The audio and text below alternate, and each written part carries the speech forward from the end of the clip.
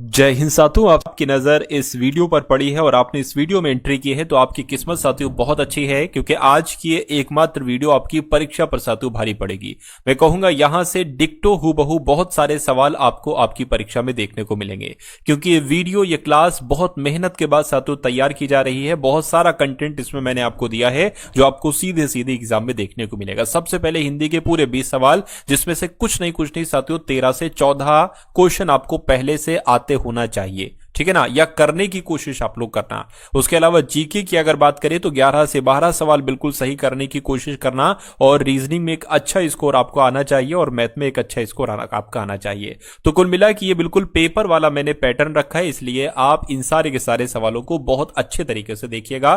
ध्यानपूर्वक अगर देखते हैं तो ये सारा कंटेंट, ये सारे क्वेश्चन आपको इसी क्लास में मैं तैयार करवा दूंगा। तो पहला क्वेश्चन आपकी स्क्रीन पर है, सेना का आपसे पर्यायवाची पूछा जा रहा है। तो सेना का पर्यायवाची सिंधु ललित मंद नहीं होता है, दल होता है। सेना का पर्यायवाची दल होगा।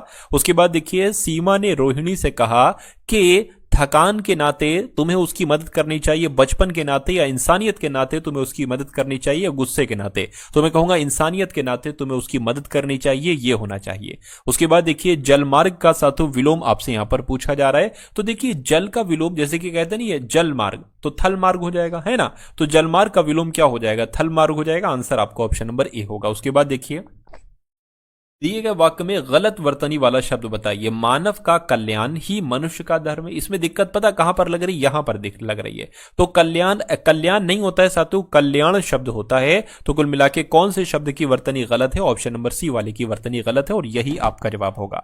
उसके बाद देखिए, कहा आपसे जा रहे जो कुछ वो जानते हैं उसे दूसरे तक पहुंचाने में वे स्वभाव से ही हैं। तो स्वभाव से ही है, क्या है यह आपसे पूछा जा रहा है। तो अगर बात करते कंजूस है या उदार है या कर्मठ है या कठोर है, तो मैं कहूंगा उदार है। उदार यहां पर आना चाहिए, कंजूस आएगा नहीं। कर्मठ से क्या मतलब, कठोर भी नहीं आना चाहिए, तो उदार शब्द ही यहां पर आएगा। उसके बाद देखिए, आपसे कहा जा रहा है कि आसमान से गिरा खजूर में अटका, इस मुहावरे का सही अर्थ क्या हो सकता है, ये एक बार आप लोग बता दीजिए। बुरे काम करने का बुरा फल ही मिलता है, ये होगा। एक विपत्ति से छूटकर दूसरे में उलझ जाना, ये होगा। किसी के साथ साझा करना अच्छा नहीं होता, या अकेला व्यक्ति बड़ा काम नहीं कर सकता। आसमान से गिरा खजूर में अटका, यानी कि एक विपत्ति से छूटकर दूसरी उलझन में फंस जाने को ही कहा जाता है आसमान से गिरा खजूर में अटका। उसके मन में न जाने कितनी वेदना थी कि वह जोर जोर से उत्तिष्ठ ले रहा था, यह होगा। या उच्छ्वास ले रहा था, या ऊपरी ले रहा था, या यत ले रहा था। यानी कि इस खाली जगह में आपको बताने कौन सा शब्द आएगा, फटाफट साथियों बता दीजिए। तो यहां पर अगर बात करें, उच्छ्वास आना चाहिए, यानी कि उसके मन में न जाने कितनी वेदना थी कि वो जोर जोर से उच्छ्वास ले रहा था, यह होना चाहिए। अगला देखिए, कहा जा रहा है युग युगांतर से। तो युग युगांतर की अगर बात करते हैं साथ, तो इसके लिए आप बताइए क्या यहां पर एक शब्द का आप इस्तेमाल कर सकते हैं। तो इसको प्राचीन काल से, है ना, निम्नलिखित प्रश्न में दिए गए 4 विकल्पों में से उस विकल्प का चयन करिए जो दिए गए मुहावरे के अर्थ को सर्वश्रेष्ठ रूप से व्यक्त करता है। तो युग युगांतर का मतलब हम लोग कहते हैं साथियों प्राचीन काल से, यानी कि बहुत पुराने समय से। इसलिए सही जवाब आपको ऑप्शन नंबर ए होना चाहिए। कहने कि ये कभी ना निष्फल होने वाला काम है। तो यहां पर कहा जा रहा है कि निम्नलिखित वाक्य में रेखांकित वाक्य के लिए एक सार्थक शब्द बताइए। ना निष्फल होने वाले के लिए एक शब्द क्या होता है। सटीक तो नहीं होगा, निश्चित भी नहीं होगा। निश्चित होगा क्या साथियों, नहीं, अमोघ हो जाएगा। यानी कि आपको ध्यान रखना है साथियों, ना निष्फल होने वाले के लिए एक शब्द जो होगा वो अमोघ होगा, और अमोघ आपका जवाब हो जाएगा।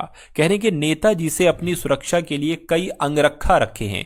अब अंगरखा की जहां पर साथियों अगर हम लोग बात करें तो अंगरखा तो यहां पर नहीं आना चाहिए। अंगरखा की जगह पर क्या आ सकता है यह आपसे पूछा जा रहा है, क्योंकि ब्रैकेट में दे रखा है। अगम आएगा, अहेर आएगा, अऊ आएगा, नहीं, अंगरक्षक आएगा यहां पर। नेताजी से अपनी सुरक्षा के लिए कई अंगरक्षक रखे, यानी कि नेताजी ने अपनी सुरक्षा के लिए कई अंगरक्षक रखे हैं, यह होना चाहिए था। उसके बाद देखिए, अगला क्वेश्चन है, आपसे कहा जा रहा है कि सीमा ने रोहिणी से कहा कि थकान उसकी मदद करनी चाहिए, बचपन इंसानियत से। तो मैं कहूंगा सीमा ने रोहिणी से कहा कि इंसानियत के नाते उसे उसकी मदद करनी चाहिए, यह होना चाहिए। तो यहां पर भी कुछ दिक्कत है, कोई दिक्कत नहीं, ये सवाल अभी हम लोग कर चुके हैं, तो ये मैंने आपको बता दिया। कहने के जो संविधान के अनुकूल हो उसके लिए एक शब्द क्या होगा, तो उसको कानूनी नियमानुकूल अवैध कहेंगे, उसको संवैधानिक कहा जाएगा। जो संविधान के अनुकूल हो उसको साथियों संवैधानिक कहा जाएगा, और जो कानून के अनुकूल हो उसको कानूनी कहा जाएगा। जो नियम के अनुकूल होता है उसको नियमानुकूल कहा जाता है, और जो गैर कानूनी होता है उसको अवैध कहते हैं। दिए गए वाक्य का वो भाग याद करिए जिसमें कोई त्रुटि है। यदि कोई त्रुटि नहीं तो कोई त्रुटि नहीं है वाले ऑप्शन को आपको चुनना है। कहा जा रहा है कि यह काम 4 आदमी का है, इसे अकेले मत करो। इसमें दिक्कत पता कहां पर है, यह काम 4 आदमी का नहीं 4 आदमियों का है, यह होना चाहिए था। दिक्कत कहां पर है साथियों, 4 आदमी नहीं बल्कि 4 आदमियों का यह होना चाहिए था। आंसर आपका ऑप्शन नंबर डी होगा। उसके बाद देखिए सीता माता का नाम जानकी भी है, सीता माता का नाम लौकिक भी है, कोयल भी है या मन भावन भी है। तो यहां पर आपको ऑप्शन नंबर ए जवाब होगा क्योंकि सीता माता का नाम जानकी भी है, यह होना चाहिए था। अगला देखिए अपनी करनी पार उतरनी, इसका मतलब क्या होता है एक बार आप लोग बता दीजिए। तो गुणहीन व्यक्तियों से कम गुण वाला व्यक्ति राजा माना जाता है, यह होगा नहीं। जहां रहो वहां के रिवाज के अनुसार रहो, नहीं। मनुष्य को अपने कर्मों के अनुसार ही फल मिलता है, यह बिल्कुल सही है साथियों। अपनी करनी पार उतरनी यानी कि मनुष्य को अपने कर्मों के अनुसार ही फल मिलता है। उसके बाद देखिए गुलाब के फूल में बहुत से होते हैं, तो कांटे होते हैं, यहां पर ब्रैकेट में लिखा हुआ है साथियों। और उसके बाद आपको बताना है क्या आएगा, बताइए। यानी कि निम्नलिखित प्रश्न में 4 विकल्पों में से उस विकल्प का चयन करें जो कोष्टक में दिए गए शब्द के पर्यायवाची शब्द का सही विकल्प है। तो इसका एक पर्यायवाची यहां पर आएगा। तो कांटे का पर्यायवाची इसमें से पता क्या होता है साथियों, शूल को कहते हैं हम लोग कांटे। तो गुलाब के फूल में बहुत से शूल होते हैं, ये भी हो जाएगा, और कांटे हैं ये भी होते हो जाएगा।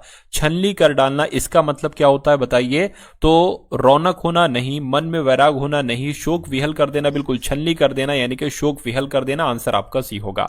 सभी भाइयों के बीच संपत्ति के लिए हो रहा है, तो गलत वर्तनी आपसे पूछी जा रही है साथियों। देखिए ये संपत्ति लिखा हुआ है, संपत्ति नहीं, संपत्ति आपकी ऐसे लिखा जाता है जैसे ऑप्शन नंबर बी में लिखा हुआ है। उसके बाद देखिए कहा जा रहा है कि दिए गए वाक्य में रेखांकित शब्द का विलोम बताइए, यानी कि आधुनिक आपसे विलोम पूछा जा रहा है। तो आधुनिक का विलोम साथियों क्या होता है, आधुनिक का विलोम पौराणिक हो जाएगा। क्या हो जाएगा, आधुनिक का विलोम क्या हो जाएगा, पौराणिक हो जाएगा। आंसर आपको ऑप्शन नंबर बी होगा। उसके बाद देखिए आप सभी को यहां से जाने के लिए कहा गया। अब कहा जा रहा है 4 विकल्पों में से उस विकल्प का चयन करिए जो कोष्टक में दिए गए शब्द के तत्सम का सही विकल्प है, यानी कि इसका तत्सम आपको बताना है। आ तो जाएगा ये यहां पर, आप सभी को यहां से जाने के लिए कहा गया, लेकिन इसका तत्सम क्या होगा वो बताइए। तो अत्र इसका साथों तत्सम हो जाएगा। यहां का विलोम, यहां का तत्सम क्या होता है, अत्र होता है। उसके बाद देखिए अगला क्वेश्चन है असहयोग आंदोलन। अब देखिए 20 सवाल हो चुके हैं, आपके जीके जीएस के सवाल स्टार्ट है यहां से। असहयोग आंदोलन क्यों बंद कर दिया गया, क्यों, क्योंकि चौरी चौरा घटना की वजह से साथियों, बिल्कुल चौरी चौरा घटना के कारण ही असहयोग आंदोलन को बंद कर दिया गया था। संयुक्त राज्य अमेरिका ने किस वर्ष दूसरे विश्व युद्ध में प्रवेश किया था, तो कब, अगर बात करें 1939 में, तो ये दूसरा विश्व युद्ध शुरू ही 1939 से हुआ था। 1941 में साथियों अमेरिका ने प्रवेश किया था। राइट आंसर आपका जो होगा वो ऑप्शन नंबर बी के साथ जाएगा। अगला देखिए पंचशील का नारा किससे संबंधित है साथियों बताइए। तो पंचशील का नारा की अगर बात करें तो ये पंडित जवाहरलाल नेहरू से संबंधित है। क्या पंचशील का नारा साथियों पंडित जवाहरलाल नेहरू से संबंधित है, आपको ध्यान रखना है। उस भारतीय प्रधानमंत्री का नाम क्या है जिन्होंने संसद में यह घोषणा की थी कि वह मंडल आयोग की सिफारिशों को लागू करेंगे। इस घोषणा से भारत में देशव्यापी विरोध शुरू हो गया था। तो किन की बात चल रही है साथियों, वीपी सिंह की बात चल रही है। आपके इस क्वेश्चन का जवाब जो होगा वो वीपी सिंह होगा। भारतीय संविधान का कौन सा अनुच्छेद कानून के समक्ष समानता प्रदान करता है, तो कानून के समक्ष समानता प्रदान करता है कौन सा अनुच्छेद, मैं कहूंगा अनुच्छेद 14। आंसर आपका भी है। अगला देखिए विश्व में प्लेटिनम का उत्पादन किस देश में सर्वाधिक होता है, तो यहां पर अगर बात करते हैं साथियों प्लेटिनम का उत्पादन किस देश में सर्वाधिक होता है, तो क्या आपका जवाब हो सकता है। तो आप लोग याद रखेंगे दक्षिण अफ्रीका की जब हम बात करते हैं तो दक्षिण अफ्रीका में प्लेटिनम का उत्पादन सर्वाधिक होता है।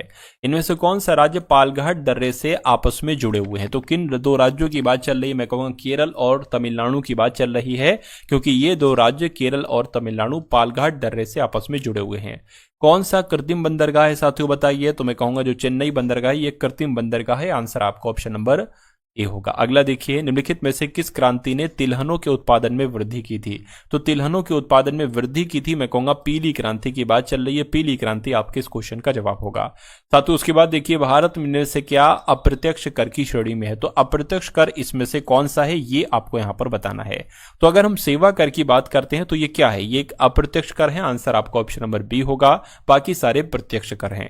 स्टार्टअप इंडिया योजना उन संस्थाओं पर लागू होती है जिनके पिछले वर्ष का वार्षिक कारोबार 1 करोड़ से अधिक नहीं होता, ये होना चाहिए, या 10 करोड़ से अधिक नहीं होता, 15 या 25, मैं कहूंगा 25 करोड़ से अधिक नहीं होता, ये आपका जवाब होगा। आंसर आपका डी होगा। उसके बाद देखिए अगला क्वेश्चन है प्राथमिक क्षेत्र में श्रमिक एक वर्ष में ज्यादातर समय बेरोजगार रहते हैं, इसलिए यदि इनमें से कुछ श्रमिक प्राथमिक क्षेत्र से अन्य क्षेत्र में स्थानांतरित किए जाते हैं तो कुछ प्राथमिक उत्पादन में कोई बदलाव नहीं होगा। इस प्रकार की बेरोजगारी को जाना जाता है, तो किस नाम से जाना जाता है? इस प्रकार की बेरोजगारी को अंतर्निहित बेरोजगारी कहा जाता है। क्या कहा जाता है? अंतर्निहित बेरोजगारी इस प्रकार की बेरोजगारी को कहा जाता है। साथियों, आपने अगर वीडियो को लाइक नहीं किया है तो वीडियो को लाइक कर दीजिए और चैनल पर अगर आप लोग नए हैं तो चैनल को तुरंत आप लोग सब्सक्राइब करके बेल आइकन पर क्लिक कर लीजिएगा। उसके बाद देखिए, रोजगार के अवसरों की कमी की सही व्याख्या क्या है? तो रोजगार के अवसरों की कमी की अगर हम बात करें कि किसको कहा जाता है? मजदूरों को अपने किए गए कार्य की मजदूरी नहीं मिलती, उसको थोड़ी ना कहते हैं अवसरों की कमी रोजगार के। श्रमिक जितना काम करने में सक्षम है उससे कम काम कर सके, बिल्कुल साथियों, जितना काम करना वो चाहता है उससे उतना काम उसको मिल नहीं पाता, इसको कहा जाता है रोजगार के अवसरों की कमी। इसलिए सही जवाब आपका भी होगा। कितने माप से अधिक ध्वनि को शोर का नाम दिया गया है? तो कितने माप से अधिक, मैं कहूंगा 80 डेसिबल से अगर अधिक ध्वनि है तो उसको शोर कहा जाता है। आंसर आपका ऑप्शन नंबर ए होगा। साधारण बातचीत है तो 30 से 40 डेसिबल, थोड़ी सी जोर से बात है तो 50 से 60 डेसिबल, ट्रैक्टर वगैरह आवाज है ना, तो वो तो फिर वो 100 डेसिबल के आसपास चली जाती है, और अगर सायरन वाली जो आवाज होती है वो लगभग 120 डेसिबल तक चली जाती है। उसके बाद देखिए, एथिलीन ग्लाइकोल को एंटी फ्रीज के रूप में पानी में मिलाने पर उसे कार के रेडिएटर की सफाई के लिए इस्तेमाल किया जाता है। ये केवल पानी के हिमांक को कम करता है, ये केवल पानी के क्वथनांक को बढ़ाता है, ये पानी के हिमांक को कम करता है और पानी के क्वथनांक को बढ़ाता है। तो ये आपका जवाब हो जाएगा ऑप्शन नंबर डी। दुनिया के सबसे बड़े जल विद्युत बांध का निर्माण कौन सा देश कर रहा है? तो हाल फिलहाल की अगर हम बात करें तो आपको ध्यान रखना है, चीन देश जो है ना दुनिया के सबसे बड़े जल विद्युत बांध का निर्माण कर रहा है। अगला देखिए, किंग कप इंटरनेशनल ओपन का आयोजन कहां पर किया जाएगा? तो साथियों, कहां पर किया जाएगा? शेंझेन में किया जाएगा। तो शेंझेन आपके इस क्वेश्चन का जवाब होगा। हीरो फ्यूचर एनर्जीज ने कहा 29 मेगावाट की सौर परियोजना शुरू की है? तो कहां पर साथियों शुरू की है? मैं कहूंगा कर्नाटक राज्य में शुरू की है, तो कर्नाटक आपका जवाब होगा। उसके बाद देखिए, राष्ट्रपति द्रौपदी मुर्मू जी ने कितने बच्चों को प्रधानमंत्री राष्ट्रीय बाल पुरस्कार से सम्मानित किया है? तो 17 बच्चों को साथियों राष्ट्रपति द्रौपदी मुर्मू जी ने प्रधानमंत्री राष्ट्रीय बाल पुरस्कार से सम्मानित किया है, आपको ध्यान रखना है। भारतीय तटरक्षक बल के प्रमुख किसको नियुक्त किया गया? इनका नाम क्या है? तो इनका नाम है एस परमेश, और ये साथियों भारतीय तटरक्षक बल के प्रमुख बन चुके हैं। साथियों, 40 क्वेश्चन आप लोगों ने देख लिए हिंदी के, और साथियों यहां पर जीके जीएस करंट अफेयर के। अब साथियों कुछ ऐसे कॉन्सेप्ट हम लोग देखेंगे एसएससी जीडी 2026 के लिए रीजनिंग के, जहां से आपके बहुत शानदार साथियों कॉन्सेप्ट इस वीडियो में मैं लेकर आया हूं।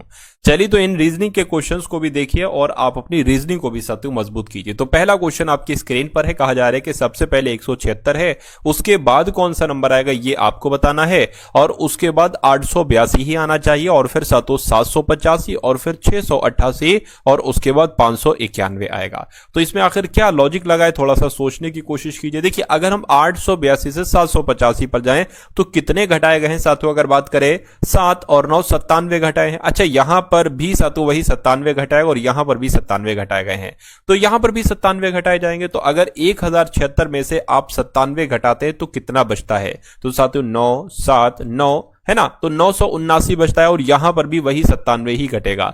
तो कुल मिला के 979 कहां पर लिखा हुआ है? ऑप्शन नंबर डी में लिखा हुआ है। तो जिनका आंसर ऑप्शन नंबर डी है तो बिल्कुल करेक्ट है।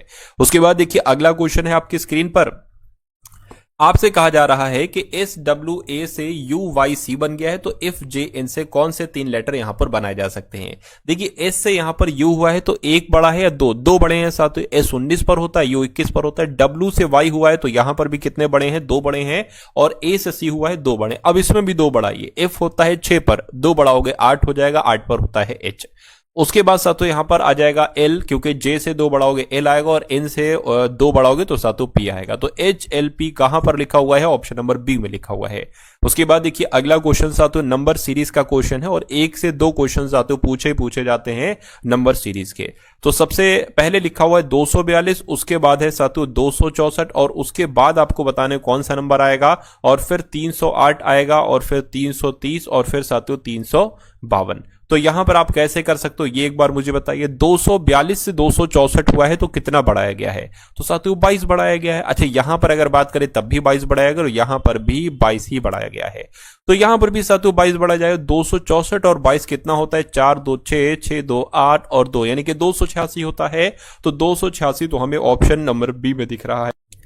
नीचे दिए गए समीकरण में कौन से दो संख्याओं को आपस में बदलने पर निम्नलिखित समीकरण सही होगा। देखिए अब हमें यहां पर पता ऑप्शन की मदद से आंसर तक हमें पहुंचना होगा, और कभी भी अगर ऑप्शन की मदद से हम आंसर तक पहुंचते हैं तो ऑप्शन नंबर डी से स्टार्टिंग हम करते हैं। यहां पर लिखा हुआ है साथियों, देखिए गुणा की जगह पर प्लस लिख दो और प्लस की जगह पर गुणा लिख दो। 4 आए तो 4 की जगह पर 5 लिख दो, 5 की जगह पर 4 लिख दो। अगर फिर इसको कैलकुलेट करने पर 17 आ जाता है तो वही हमारा आंसर होगा। चलिए कोई दिक्कत नहीं, देख लेते हैं। अब देखिए सबसे पहले नंबर लिख लो। देखिए 5 है तो 5 की जगह पर 4 आ जाएगा, 7 है तो 7 का 7 रहेगा, और 4 आ गया है तो 4 की जगह पर 7 तो 5 आ जाएगा, 8 का 8 रहेगा और 2 का 2 रहेगा। अब इसको देख लो, माइनस है, देखिए गुणा की जगह पर प्लस, प्लस की जगह पर गुणा, तो माइनस का माइनस रहेगा, गुणा आ गया, गुणा की जगह पर साथ प्लस रहेगा, और प्लस आ गया, प्लस की जगह पर गुणा रहेगा, और भाग आ गया, भाग का तो भाग रहेगा। इसको अगर कैलकुलेट किया और 17 आ गया तो यही ऑप्शन नंबर डी हमारा आंसर हो जाएगा। लेकिन अगर 17 नहीं आया, कुछ और आया, तो फिर ऑप्शन नंबर सी वाले को हम चेक करेंगे, फिर बी वाले को करेंगे, ऐसे करते रहेंगे। 2 से 8 को कट करोगे तो 4 आ जाएगा, 2 चौक 8, 4 पंजे 20 हो जाएगा, 20 प्लस इधर 7 माइनस 4 यहां पर आ जाएगा, ठीक है ना। ये कितना आ जाएगा साथियों, 4 में से 7 जा नहीं सकता तो जो आएगा वो माइनस का जाएगा, यानी कि 3 प्लस 20 हो जाएगा बराबर आपका 17 हो जाएगा। माइनस प्लस माइनस होता है ना, तो 20 में से 3 जाएगा तो 17 बचेगा, प्लस का ही 17 बचेगा, तो 17 बराबर 17 हो चुका है, यानी कि आंसर हमारा ऑप्शन नंबर डी ही बिल्कुल करेक्ट हो जाएगा। उसके बाद देखिए अगला क्वेश्चन साथियों आपके स्क्रीन पर है। इसमें आपको करना कुछ नहीं है, सिर्फ इतना काम करना है कि ये जो आकृति आपको दिख रही है, ये आपको अगर दर्पण में आप देखेंगे तो ये कैसी आकृति साथियों आपको दिखेगी। देखिए मुझे इतना तो पता है कि अगर ये दर्पण में दिखेगी तो यहां पर जो लाइनिंग है वही लाइनिंग साथियों कहां पर, यहां पर भी होगी। पहली बात तो इतनी तय है। अच्छा ये लाइन देखिए यहां पर है तो यहां पर ये लाइन ऐसे बनेगी, ठीक है ना। उसी प्रकार साथियों अगर हम बात करते ये लाइन जो ऐसे यहां पर है, ये लाइन जो बनेगी वो कुछ इस प्रकार से बनेगी।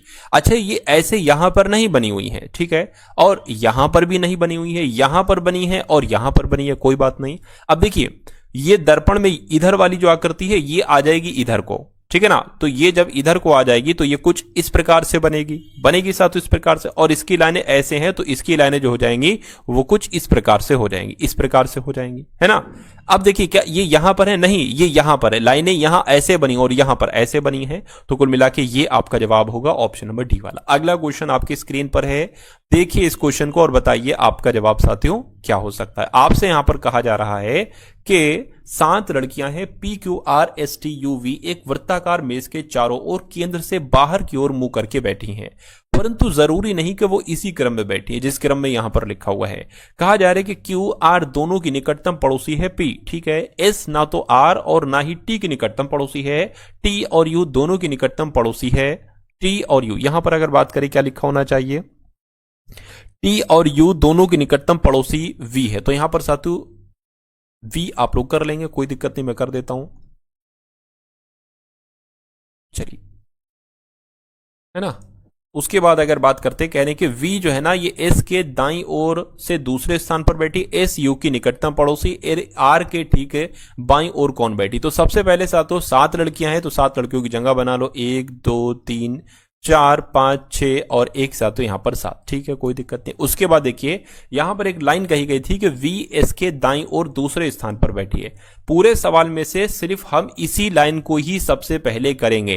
क्यों करेंगे, अरे भाई यहां पर लिखा, अब किसी लाइन करने की कोई वजह नहीं है ना। QR दोनों के निकटतम पड़ोसी P है, अब क्या पता P किधर आए, है ना, P क्या या Q क्या पता किधर आए, Q आ गया R आ गया, तो कंफ्यूजन इसमें भी कंफ्यूजन, लेकिन इसमें कोई कंफ्यूजन नहीं है। S के दाईं और दूसरे स्थान पर V है तो S को आप कहीं पर भी बैठा दीजिए। मान लीजिए S को हमने यहां पर बैठा दिया, सबका मुंह केंद्र की तरफ है, S का दाया किधर होगा, इधर होगा। S के दाएं दूसरे स्थान पर बैठी है V, तो V साथ तो यहां पर बैठ जाएगी। इतनी बात क्लियर हो गई, ठीक है।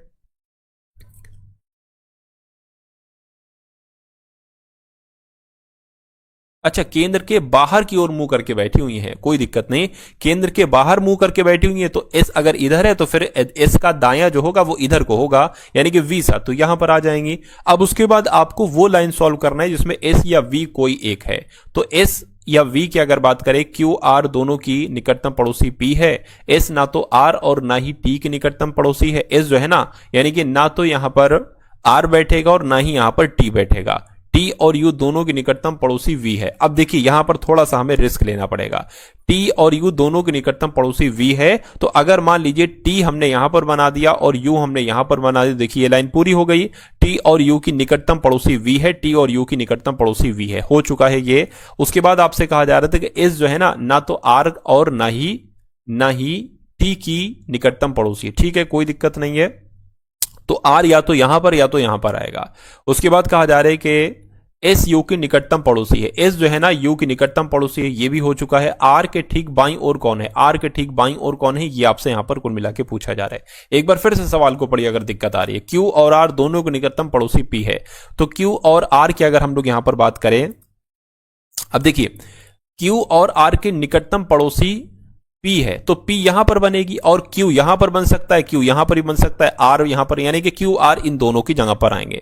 और यहां पर एक बात कही गई थी कि S ना तो R का निकटतम पड़ोसी, यानी कि यहां पर R नहीं बैठेगा, फिर यहां पर R बैठेगा और फिर यहां पर Q बैठेगा। तो देखिए वही बात हो गई कि P जो है ना Q और R का निकटतम पड़ोसी है। तो सवाल में आपसे पूछा था R के ठीक बाईं ओर कौन बैठा है, तो R के ठीक बाईं ओर कौन बैठा, देखिए सीरियल से सब बैठा दिए, SUV T और उसके बाद आर और उसके बाद पी और फिर क्यू, है ना। सवाल पूछा जा रहा है आर के ठीक बाईं ओर कौन है, आर कहां पर है, आर यहां पर है। आर का बायां क्या होगा, आर का बायां साथी यही टी ही तो होगा, तो टी कहां पर लिखा हुआ है, टी आपका ऑप्शन नंबर ए में लिखा हुआ है। तो जिनका आंसर ऑप्शन नंबर ए के साथ है, मैं कहूंगा आंसर आपका बिल्कुल करेक्ट होगा। उसके बाद देखिए अगला क्वेश्चन आपकी स्क्रीन पर है, देखिए इस क्वेश्चन को और बताइए आपका जवाब क्या होगा।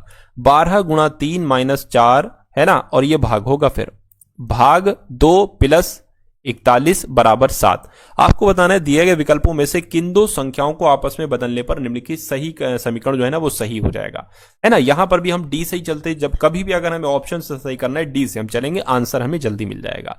तो 12 की जगह पर 41, 41 की जगह पर 12 अगर आप करते हैं तो देखिए क्या हमें 7 मिलता है। तो 12 है, 12 की जगह पर 41 आ जाएगा, गुणा 3 - 4 और भाग और 2 प्लस 41 है, 41 की जगह पर बाहर आ जाएगा। क्या 7 यहां पर आ सकता है, इसको कैलकुलेट करके देखिए ये आ जाएगा आपका, गुणा होगा ना 3 एकम 3, 3 चौक 12 माइनस यहां पर 2 आ जाएगा प्लस आपका 12। क्या 123 में से 2 घटेगा, 12 जुड़ेगा, 7 आएगा, किसी कीमत पर नहीं आ सकता, तो इसको सातु हटा दीजिए, ये आपका आंसर नहीं हो सकता। अब इसको देखिए जरा सी वाले को चेक करिए, 7 की जगह पर 41, 41 की जगह पर 7, तो 12, 12 का 12 रहेगा, 3 का 3 रहेगा, माइनस 4 का 4 रहेगा, है ना। भाग और भाग का भाग के साथ उसके बाद 2 रहेगा और प्लस 41 की जगह पर 7 रहेगा, और 7 है तो यहां पर 41 आ जाएगा। अब इसको सॉल्व करके बताइए, देखिए 12 3 कितना हो जाएगा 36, माइनस इसको करोगे 2 आ जाएगा, प्लस आपका 7 आ जाएगा, बराबर 41 आना चाहिए। 36 में से 2 बचेगा, 34 घटेगा, 34 आएगा, प्लस आपका 7 आ जाएगा, 41 आना चाहिए। तो कितना हो जाएगा, ये भी तो 7 तो 41 होता है, और अगर बात करते ये भी 41 होता है, यानी कि 41 बराबर 41 आ चुका है, जो कि ऑप्शन नंबर सी की मदद से आया है। उसके बाद देखिए साथियों अगला क्वेश्चन आपकी स्क्रीन पर है, कहा जा रहा है कि ये जो आपको दिख रहा है अगर आप ये दर्पण में देखेंगे तो ये कुछ कैसा दिखाई देगा, आपको बताने। देखिए यहां पर अगर बात करें तो देखिए ये सबसे पहली लाइन ऐसे आई है, तो ये जो दर्पण में दिखाई देगी कुछ इस प्रकार से दिखाई देगी, ठीक है ना। तो अब आप यही देख लीजिए ऐसी लाइन कहां पर दिख रही है, क्या यहां पर दिख रही है, मैं कहूंगा नहीं। ऊपर को दिखेगी, ये तो नीचे को दिख रही है, यहां पर दिख रही, यहां तो इधर को दिख रही है ये वाली, तो ये नहीं हो सकता। यहां पर ऐसे दिख रहे नहीं, सिर्फ यहां पर जो लाइन है वही लाइन साथ तो यहां पर है, तो कुल मिला के ये आपका आंसर हो जाएगा ऑप्शन नंबर ए में जैसा बना हुआ ये आपका जवाब होगा। उसके बाद देखिए साथियों अगला क्वेश्चन आपकी स्क्रीन पर है, कथन और निष्कर्ष वाला सवाल है, और ये 2 सवाल साथियों लगभग आपके एग्जाम में पूछे जाते हैं, इसलिए इस टाइप के सवाल को भी आप लोग बहुत अच्छे तरीके से देखेंगे। कहा जा रहा है कि सभी पहिए साइकिल हैं, तो मान लेते हैं साथियों ये पहिए हो गए और ये सभी पहिए जो है ना ये साइकिल हो गए, सभी पहिए साइकिल हो गए करके कुछ साइकिलें टब है, तो मान लेते इतनी साइकिलें क्या हो गई, इतनी साइकिलों की अगर बात करते हैं तो यहां पर टब हो गई, ठीक है। इतनी साइकिलें यहां पर टब हो गई, कुछ साइकिलें। अब निष्कर्ष को देखिए और बताइए आंसर क्या होगा। निष्कर्ष को देखिए करके सभी टब पहिए, देखिए सभी टब पहिए कैसे हो सकते हैं, कुछ टब भी पहिए नहीं हो सकते, क्योंकि टब ये हैं और पहिए ये हैं, तो ये गलत हो जाएगा।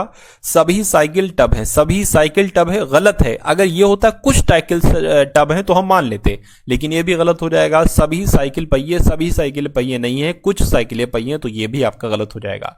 यानी कि कोई भी निष्कर्ष अनुसरण नहीं करता, ऐसा कहां पर लिखा हुआ है? ऐसा आपका ऑप्शन नंबर बी में लिखा हुआ है। उसके बाद देखिए अगला क्वेश्चन आपकी स्क्रीन पर है। अब इस टाइप के इस सवाल की अगर बात करें, ये आप कैसे करोगे, फटाफट एक बार मुझे आप लोग बताइए। देखिए, इनको आपको क्रम में व्यवस्थित करना होता है, जैसे अंग्रेजी शब्दकोश में लिखे होते हैं ना शब्द, जैसे कि सबसे पहले डी डी वाले, फिर उसके बाद जो जिसमें डीई है ऐसे करके लिखे होते हैं, डी ए वाले, है ना।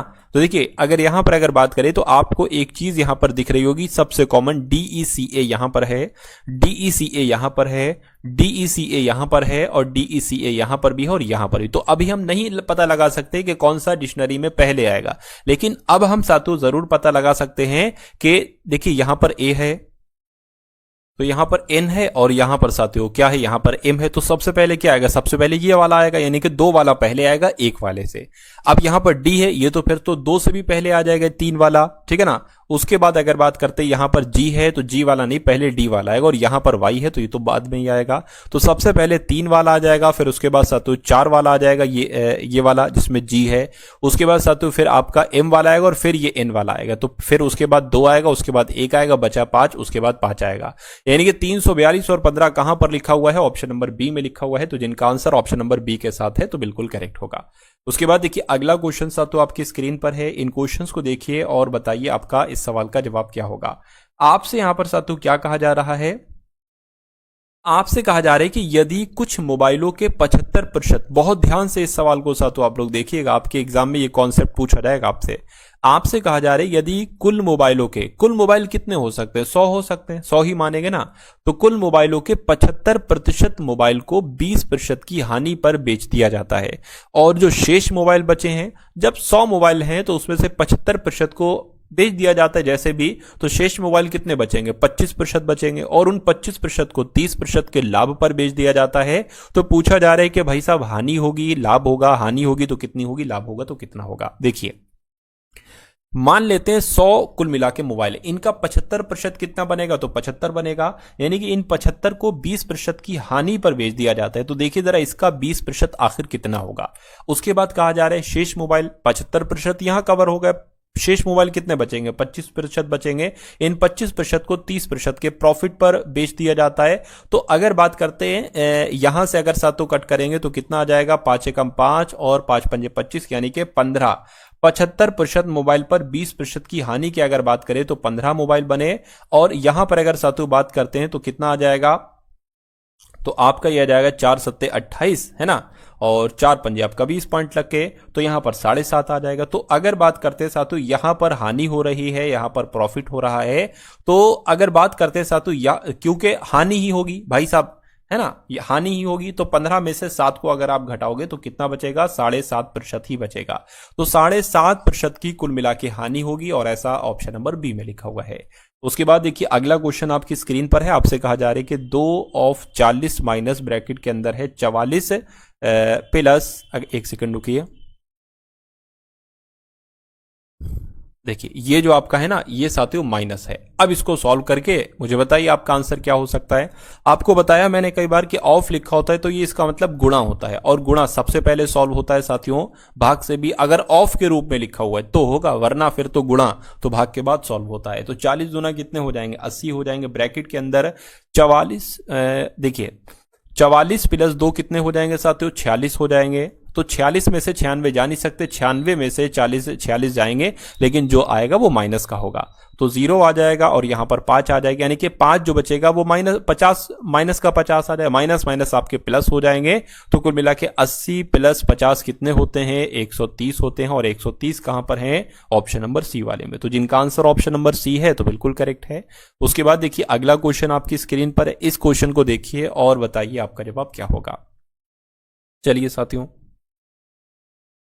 आपसे कहा जा रहा है कि 33% की छूट के बाद एक वस्तु 2546 रुपए में बेची जाती है। वस्तु का अंकित मूल्य कितना हो सकता है ये आपको बताना है। देखिए 33% की छूट पर अगर कोई चीज बेची जा रही है तो मेरे हिसाब से साथियों कितने पर, देखिए वो जो बेची जाएगी वो 67% में बेची जाएगी, है ना। अगर 33% छूट किसी वस्तु पर मिल रही है तो वो 67% में बेची जाएगी। 33% की छूट यानी कि 100 माइनस 33, तो 100 माइनस 33 कितना हो सकता है, 67 हो सकता है। तो 33% की छूट पर बेचने पर 2546 रुपए की बिकती है, यानी कि 67% की वैल्यू कितनी है, 2546 है।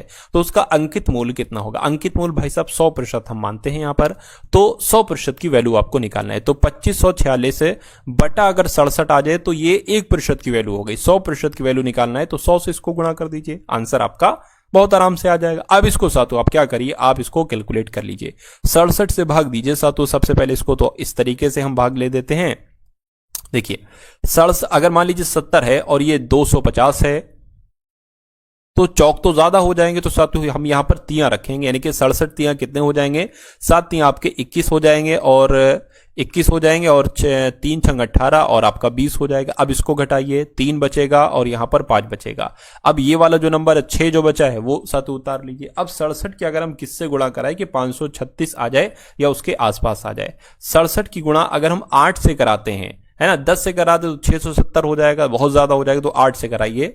7 अट्ठे आपका 56 हो जाएगा, है ना, और 48 हो जाएगा, 48 हो जाएगा, 53 यहां पर आ जाएगा। तो कुल मिला के साथ ये तो 536 पूरा आ गया है, अट्ठे यहां पर आ जाएगा। तो कुल मिला के इसको अगर इससे कट करोगे तो 38 आएगा और डबल जीरो ये वाला 100 इसकी गुणा हो जाएगी।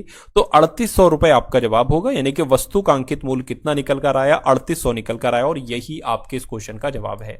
उसके बाद देखिए अगला क्वेश्चन साथों आपकी स्क्रीन पर है। क्वेश्चन को देखिए और बताइए आपका जवाब यहां पर क्या हो सकता है। आपसे यहां पर कहा जा रहा है कि एक मिश्रण में अम्ल है और पानी है, और अम्ल पानी का अनुपात 4:7 है, यानी कि अगर अम्ल 4x है तो साथों पानी 7x होगा। यदि इसमें 10 लीटर पानी मिलाया जाता है तो अम्ल और पानी का अनुपात 8:19 हो जाता है। तो मिश्रण में अम्ल की मात्रा कितनी है।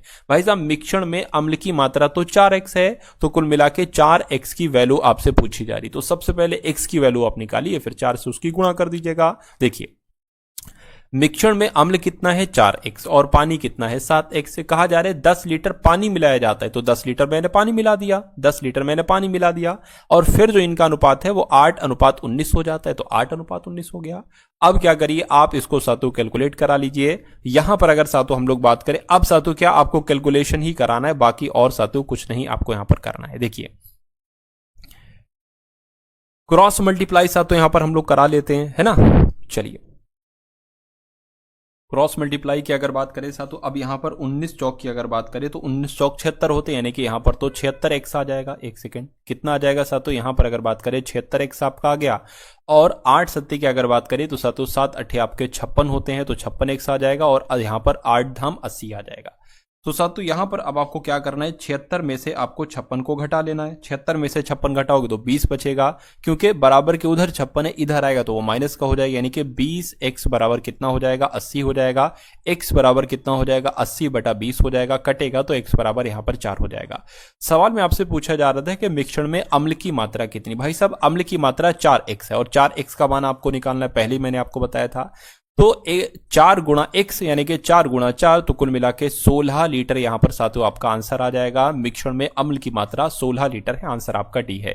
उसके बाद देखिए अगला क्वेश्चन साथियों आपकी स्क्रीन पर है, देखिए इस क्वेश्चन को और बताइए आपका जवाब यहां पर क्या हो सकता है। चलिए 15 लड़कों के एक समूह की औसत आयु 24 वर्ष है। 13 वर्ष की आयु वाला एक लड़का समूह को छोड़ देता है और उसकी जगह पर एक नया लड़का समूह में शामिल हो जाता है, और उस समूह की औसत आयु 1 वर्ष बढ़ जाती है। तो नए लड़के की आयु आपसे पूछी जा रही। एक लड़का गया और दूसरा लड़का आया उसकी जगह, तो जो नया लड़का आया उसकी आयु आपसे पूछी जा रही कितनी है। देखिए अगर हम यहां पर बात करें 15 लड़के थे, 15 लड़कों की औसत आयु कितनी थी 24 थी। अगर मैं आपसे पूछूं उन बच्चों की यानी कि 15 के 15 लड़कों की कुल मिला के आयु का योग कितना होगा, तो 24 की गुणा 15 से कराइए।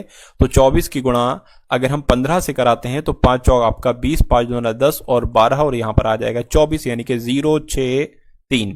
तो कुल मिला के 360 उन 15 लड़कों की कुल मिला के आयु का योगफल आएगा। ठीक है, इतनी बात क्लियर होगी। उसके बाद देखिए कहा जा रहा है कि एक नया लड़का समूह में शामिल होता है। अच्छा, 13 वर्ष की आयु वाला एक लड़का समूह छोड़ देता है, यानी कि कुल मिला के 360 इन लोगों की आयु का योगफल है।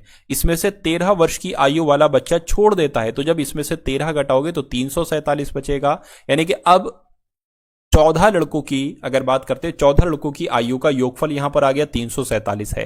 यानी कि अब इसमें एक नया बच्चा शामिल हो जाता है। जब इसमें नया बच्चा शामिल हो जाता है तो कुल मिला के लड़के तो 15 हो जाते हैं और इनकी औसत आयु 1 वर्ष बढ़ जाती है। यानी कि 24 की जगह अब 25 इनकी आयु का योगफल हो जाता है। तो अब लड़का आ चुका है, पहले अब इसमें लड़का घटा है ना। ये जो है ना, ये 14 लड़कों की आयु का योग है, और अब जो निकलेगा ये 15 लड़कों की आयु का योग निकलेगा। इसमें और इसमें फर्क ये होगा कि इसमें नया लड़का जुड़ जाएगा। तो 15 की 25 से गुणा कराइए, 15 की गुणा अगर आप 25 से कराते हैं तो हमें 15 लड़कों की आयु का योगफल पता चल जाएगा। 5 पंजे 25 हो जाएगा, 5 दूना 10 और 2 12 हो जाएगा, 25 नीचे आ जाएगा, 5 आ गया, 7 आ गया, 3, यानी कि 375 यहां पर आ जाएगा। तो बस सातु ये 15 लड़कों की आयु का योगफल है, ये 14 लड़कों की आयु का योगफल है। 375 में से 347 को घटाएंगे तो आपको जो नया लड़का है उसकी आयु पता चल जाएगी। तो 375 में से 347 को अगर आप घटाएंगे तो कितना बचेगा? सातु 28 वर्ष आ जाएगा। कुल मिला के नया लड़का जो शामिल हुआ है उसकी आयु 28 वर्ष है, और 28 वर्ष आपको ऑप्शन नंबर ए में लिखा हुआ है। तो जिनका आंसर ऑप्शन नंबर ए के साथ है तो मैं कहूंगा आंसर आपका बिल्कुल करेक्ट होगा भाई, बहुत बढ़िया। स्क्रीन पर है, कहा जा रहा है कि लिंग की दृष्टि से दही क्या है? दही का स्त्रीलिंग है या पुल्लिंग है? तो मैं कहूंगा हम लोग क्या कहते हैं, दही अच्छा है, दही अच्छी तो कहते नहीं, अगर अच्छी होता तो वो स्त्रीलिंग होता, अच्छा कहते ना तो वो पुल्लिंग होगा। तो कुल मिला के आंसर आपका भी होगा। उसके बाद देखिए, शीला मेरी बहन है, वह बच्चों के साथ खेल रहा है। भाई साहब, शीला एक स्त्री वाचक शब्द है, तो खेल रहा है नहीं होना चाहिए, खेल रही है होना चाहिए। तो देखिए खेल रही कहां पर लिखा हुआ, एक बार फटाफट बताइए। बच्चों को साथ खेल रही, ये भी गलत है, यहां पर को है, बच्चे के आना चाहिए। बच्चे से साथ खेल रहे, ये भी गलत है। बच्चों के साथ खेल रहे हैं, ये भी गलत है। बच्चों के साथ खेल रही है, ये बिल्कुल सही है। शीला मेरी बहन है, वह बच्चों के साथ खेल रही है, बिल्कुल सही हो जाएगा। उसके बाद देखिए, आकाश में चमक चांदी रहा है, आकाश में चमक बादल रहा है, आकाश में चमक तारा रहा है या सोना रहा है। तो मैं कह सकता हूं सर, तो यहां पर वैसे होना चाहिए था आकाश में तारा चमक रहा है, यानी कि ये खाली जगह यहां पर ना होकर यहां पर आनी चाहिए थी। कोई बात नहीं। अगला देखिए, योग शब्द का आपसे विलोम पूछा जा रहा है, तो योग का विलोम क्या होगा भाई साहब? योग का विलोम साथियों यहां पर अगर बात करें अयोग्य हो जाएगा। राइट आंसर अगर आपका सी है तो बिल्कुल करेक्ट है। उसके बाद देखिए, यश का साथु विलोम क्या होता है? तो यश का विलोम होता है अपयश। क्या अपयश होता है यश का विलोम? मौखिक की अगर बात करें तो कैसे सही लिखा जाता है बताइए। ये मौखिक लिखा हुआ, ये मौखिक लिखा हुआ, ये तो गलत है और ये भी गलत है। मैं कहूंगा जो शुद्ध वर्तनी है वो ऑप्शन नंबर ए वाले की है। अगला देखिए, अर्जुन शब्द का आपसे पर्यायवाची पूछा जा रहा है सातु, क्या हो सकता है? तो अर्जुन का पर्यायवाची पता क्या हो सकता है? धनंजय हो जाएगा अर्जुन का पर्यायवाची। आंसर आपका सी होगा। उसके बाद देखिए, जो जन्म से अंधा हो उसके लिए एक शब्द क्या हो सकता है? तो उसको जन्मांध कहा जा सकता है, जो जन्म से ही अंधा होता है। अगला देखिए, आपसे कहा जा रहा है सातु कि कुबेर का, है ना, कुबेर का पर्यायवाची सातु आपको यहां पर बताने। तो कुबेर का पर्यायवाची भाई साहब क्या हो सकता है, ये एक बार आप लोग बता दीजिए। तो यक्षराज जो होगा ना, ये कुबेर का ही पर्यायवाची होता है। इंपॉर्टेंट क्वेश्चन था, आप लोग याद रखेंगे। उसके बाद देखिए, अगला क्वेश्चन आपकी स्क्रीन पर है। आपसे कहा जा रहा है कि बूढ़ा आदमी अपने जवानी से परेशान है, नहीं, बूढ़ा आदमी अपने बुढ़ापे से परेशान है, ये होना चाहिए, और ये ऑप्शन नंबर बी में लिखा हुआ है।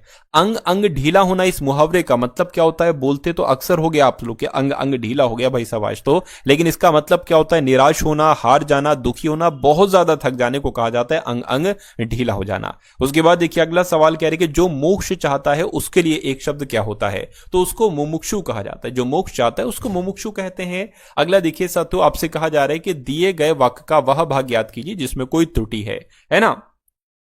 हम जानते हैं कि परिश्रम का फल, हम जानते हैं कि परिश्रम का फल सदा ही मीठा होती है।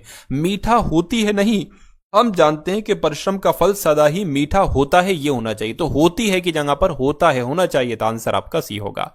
उसके बाद देखिए, मेरी बस सो गई थी, मेरी बस उड़ गई थी, मेरी बस मर गई थी, मेरी बस छूट गई थी। तो यहां पर कौन सा शब्द आना चाहिए? रिक्त स्थान को भरने के लिए सबसे उपयुक्त शब्द का चयन करिए। वसंत पंचमी के दिन देवी से पूजा की जाती है, देवी से प्रार्थना की जाती है, देवी से आवाहन किया जाता है या प्रसन्नता की जाती है। तो यहां पर आपको ऑप्शन नंबर बी वाला शब्द आएगा।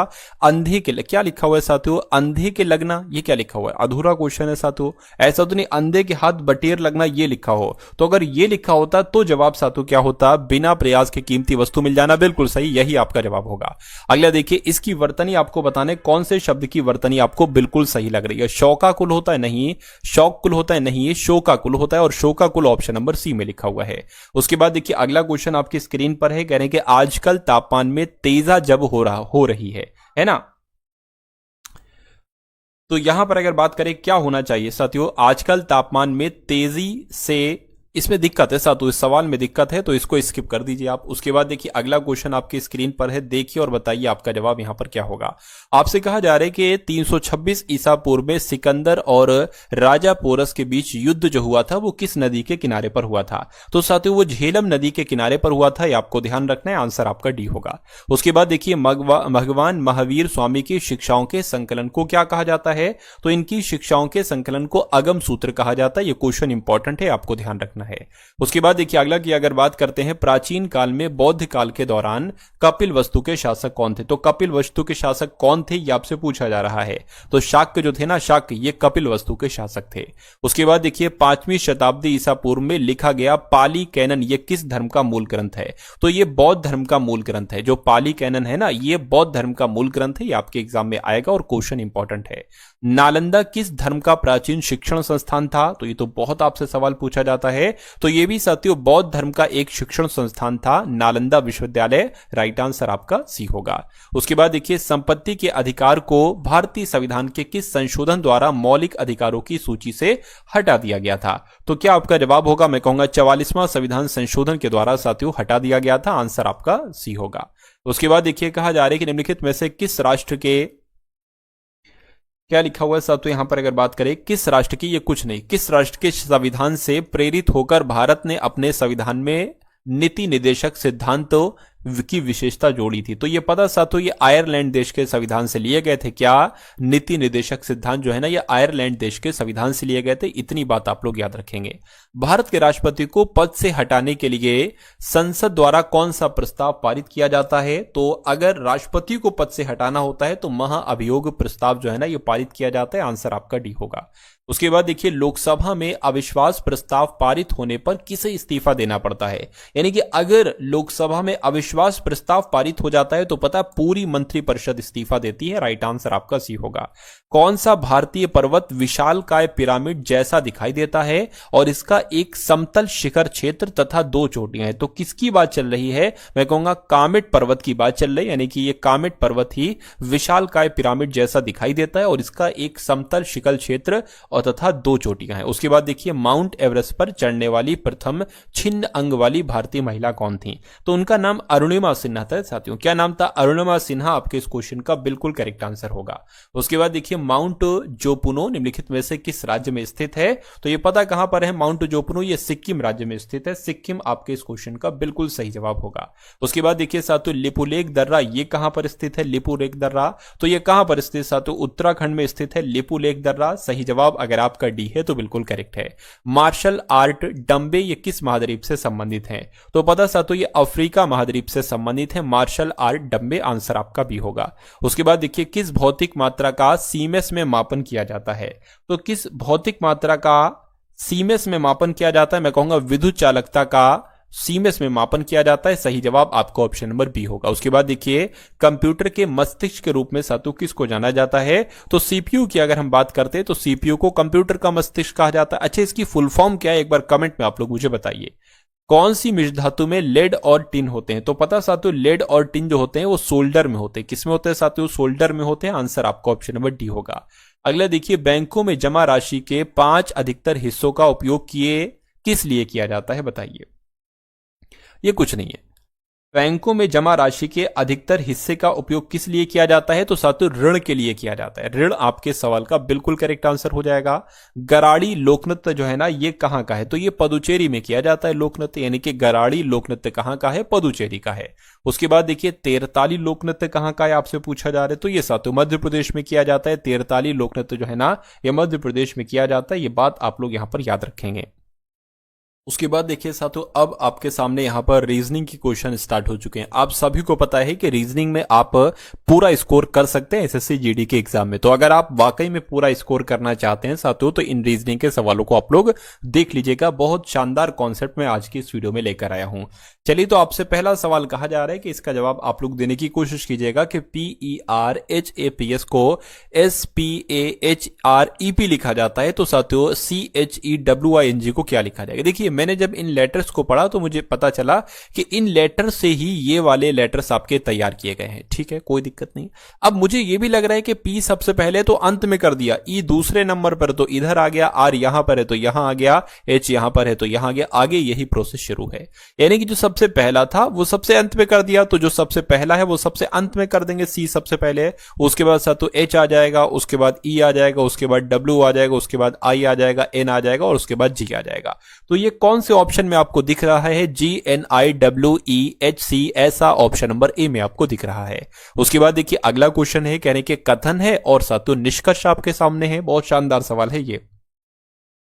कोई भी स्पीकर फोन नहीं है, ठीक है, तो स्पीकर और फोन अलग अलग बना लेंगे। ये स्पीकर हो गए और कोई भी फोन साथियों कोई भी स्पीकर फोन नहीं है और ये फोन हो गए। उसके बाद कह रहे कि सभी तार फोन है। अच्छा ठीक है, सभी तार फोन है, सभी तार फोन है, तो मैं कहूंगा फोन के अंदर आएगा साथियों तार। तो अब निष्कर्ष को पढ़िए और बताइए कौन सा सही है, कौन सा आपका गलत है। कह रहे कि कुछ फोन तार हैं, कुछ फोन तार है, बिल्कुल इतने फोन तार है, ये सही हो जाएगा। कोई भी तार स्पीकर नहीं है, कोई भी तार स्पीकर नहीं है, ये बात भी बिल्कुल सही। जब कोई स्पीकर फोन नहीं हो सकता तो कोई फोन भी स्पीकर नहीं हो सकता, और जब कोई फोन स्पीकर नहीं हो सकता तो कोई तार कैसे स्पीकर हो सकता है? तो ये बिल्कुल सही हो जाएगा। ठीक है, कोई भी फोन स्पीकर नहीं है, कोई भी फोन स्पीकर नहीं, ये भी बिल्कुल सही, यानी कि सभी निष्कर्ष अनुसरण करते हैं, ऐसा ऑप्शन नंबर डी में लिखा हुआ। अगला क्वेश्चन देखिए, 4 है, 16 है, 64 है और साथियों 256 है, तो अगला नंबर यहां पर क्या आ सकता है, ये आपसे यहां पर पूछा जा रहा है। देखिए, अगर आप थोड़ा सा ध्यान लगाएंगे तो मेरा मानना है कि 4 की गुणा 4 से कराएंगे तो 16 आ जाएगा, और 16 की गुणा 4 से कराएंगे तो 64 आ जाएगा। तो क्या 64 की गुणा 4 से कराने पर 256 आता है, और फिर 256 की गुणा हमें 4 से कराना पड़ेगी, तो यहां पर आ जाएगी। देखिए, इसकी डायरेक्ट गुणा करा लीजिए, 6 चौक आपका 24 हो जाएगा, 6 पंजे 20 और 2 22 हो जाएगा, 4 दूना 8 और आपका 1024 आ रहा है, और 1024 आपके ऑप्शन नंबर डी में। तो यही लॉजिक लगेगा और यही आपका जवाब हो जाएगा।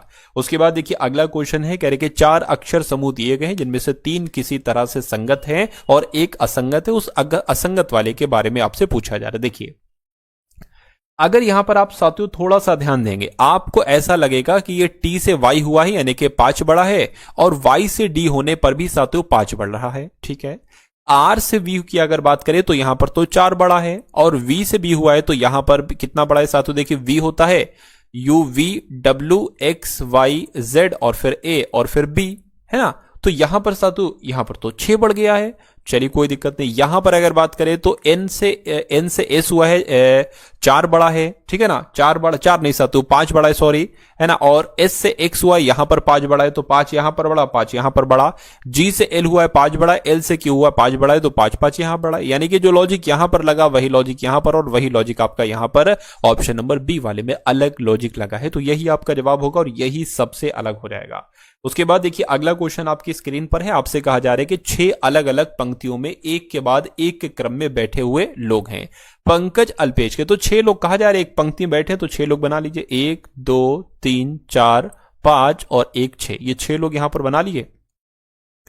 उसके बाद कह रहे हैं कि पंकज जो है ना, ये अल्पेश से ठीक आगे वाली पंक्ति में बैठा है ना, क्या कहा जा रहा है? पंकज जो है ना, ये अल्पेश से ठीक आगे वाली पंक्ति में बैठा है। ठीक है, कोई दिक्कत नहीं। अल्पेश वाली पंक्ति से पहले 4 पंक्तियां हैं, मतलब 4 लोग बैठे होंगे अल्पेश वाली पंक्ति से पहले 4 पंक्तियां। ठीक है, कोई दिक्कत नहीं है। श्री कुमार नीरज के ठीक बाद वाली पंक्ति में बैठे, यानी कि श्री कुमार की अगर बात करते हैं साथियों तो ये नीरज के बाद बैठे हैं। तो एक काम करिए, यही बना लीजिए, है ना, मनिंदर पहली पंक्ति में नहीं है, मनिंदर के ठीक बाद वाली पंक्ति में कौन है? तो इसको देखिए, दिनेश अंतिम पंक्ति में बैठा है। दिनेश की अगर बात करें अंतिम पंक्ति में बैठा है तो इसको अभी थोड़ा रुक के बनाइए। अल्पेश वाली पंक्ति से पहले 4 व्यक्ति हैं, ठीक है, कोई दिक्कत नहीं है। अब देखिए एक काम करिए, यहां पर अगर बात करें दिनेश अंतिम पंक्ति में बैठा है, यानी कि अंतिम पंक्ति अंतिम नंबर पर बैठा है दिनेश। उसके बाद कह रहे हैं कि जो अल्पेश है ना, अल्पेश वाली पंक्ति से पहले 4 व्यक्ति बैठे हैं। तो अगर हम अल्पेश को यहां पर बनाएं, है ना, क्या अगर हम अल्पेश को यहां पर बैठा ले तभी तो अल्पेश से पंक्ति 4 लोग आगे बैठेंगे, 1 2 3 4। और ये बात यही कही जा रही है, अल्पेश वाली पंक्ति से पहले 4 पंक्तियां हैं या 4 लोग बैठे, एक ही बात है। अब देखिए वो लाइन आप सॉल्व करिए जिसमें अल्पेश या दिनेश हो, अल्पेश या दिनेश उसमें से होना चाहिए। कहने कि पंकज जो है ना अल्पेश से ठीक आगे वाली पंक्ति में बैठा है, तो पंकज जो है ना अल्पेश से आगे बैठा है, तो मैं कहूंगा पंकज आपका यहां पर आ जाएगा, इस वाली यहां पर आ जाएगा। अब देखिए, अब क्या यहां पर अगर बात करें श्री कुमार नीरज के ठीक बाद वाली पंक्ति में बैठे हैं, तो मनिंदर पहली पंक्ति में नहीं। अब देखिए ध्यान दीजिए, मनिंदर जो है ना पहली पंक्ति में नहीं, यानी कि मनिंदर यहां होगा या तो यहां होगा। और यहां पर आपसे कहा जा रहा है कि श्री कुमार नीरज के ठीक बाद वाली पंक्ति में बैठे हैं, नीरज के बाद वाली, नीरज के ठीक बाद वाली पंक्ति में बैठे हैं, कोई दिक्कत नहीं है। बस सब तो इसको देख लीजिए, श्री कुमार नीरज के ठीक बाद वाली पंक्ति में बैठा है।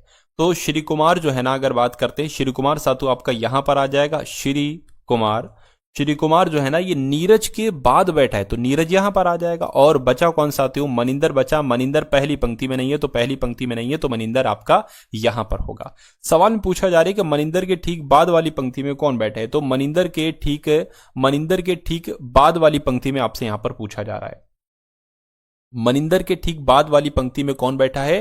तो मनिंदर के ठीक बाद वाली पंक्ति में साथियों पंकज बैठा हुआ है ना, तो पंकज बैठा है। पंकज आपके सवाल का जवाब हो जाएगा। ध्यान से देखिए, मनिंदर के ठीक बाद, देखिए अगर मैं कहूं पंकज के बाद कौन बैठा है तो अल्पेश, अल्पेश के बाद तो दिनेश। अगर मैं कहूं दिनेश से पहले कौन बैठा है तो अल्पेश, अल्पेश से पहले पंकज, पंकज से पहले मनिंदर। तो कुल मिला के पंकज आपके सवाल का जवाब होगा और ऐसा ऑप्शन नंबर ए में लिखा हुआ है। अगला क्वेश्चन साथियों आपकी स्क्रीन पर है और साथियों 29 है, और यहां पर अगर बात करें 62 है और 129 है, उसके बाद 264 है। तो अगला नंबर साथियों यहां पर क्या हो सकता है? चलिए देखिए, यहां पर अगर साथियों हम लोग बात करें ना तो 13 से 29 हुआ है। यहां पर 13 से 29 एक ही तरीके से बन सकता है कि इसकी गुणा आप 2 से कराएंगे, उसके बाद उसमें 3 आप जोड़ देंगे, तो 13 दूना 26, 3 जोड़ेंगे तो 29 हो जाएगा। उसी प्रकार साथियों 29 से 62 जो हुआ है, 29 की गुणा साथियों 2 से कराएंगे और उसमें 4 जोड़ देंगे, है ना, तो ये भी हो जाएगा, क्योंकि 29 दूना 58 होता है, 58 4 62 होता है। उसी प्रकार 62 में अगर हम 2 से गुणा कराएं तो लगभग 124 आ जाएगा, और उसमें हम अगर 5 जोड़ देते तो 129 हो जाएगा। यानी कि अब इसकी गुणा को 2 से कराना है और जोड़ना कितना है? देखिए 3 4 5 तो 6 आ जाएगा। और उसी प्रकार गुणा तो आपको 2 से कराना है, लेकिन अब इसमें सातों 7 जोड़ देना है। तो सबसे पहले तो 264 की गुणा 2 से कराइए, 8 आ गया, 12 आ गया, 2 दूना 4 5, 528 आ गया, और इसमें 7 आप जोड़ दीजिए। जब आप 7 जोड़ेंगे तो मेरे हिसाब से 535 आएगा, और 535 कौन से ऑप्शन में लिखा हुआ है? ऑप्शन नंबर ए वाले में लिखा हुआ है। उसके बाद देखिए अगले नंबर का सातों क्वेश्चन आपकी स्क्रीन पर है, देखिए इस क्वेश्चन को और बताइए आपका जवाब क्या हो सकता है। कह रहे कि एक निश्चित कूट भाषा में ULTRA को क्या लिखा जाता है? 422 444 0362 लिखा जाता है। तो FUMING को क्या लिखा जा सकता है, ये आप लोग बताइए। करिए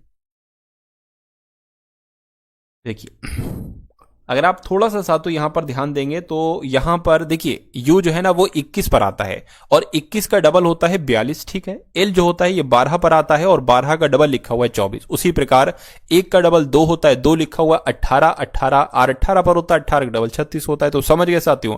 उसी प्रकार हमें यह करना है, जैसे कि F 6 पर होता है, 6 का डबल साथियों 12 होता है। उसी प्रकार अब देखिए 12 सब में आपको दिख रहा होगा, 3 में दिख रहा है।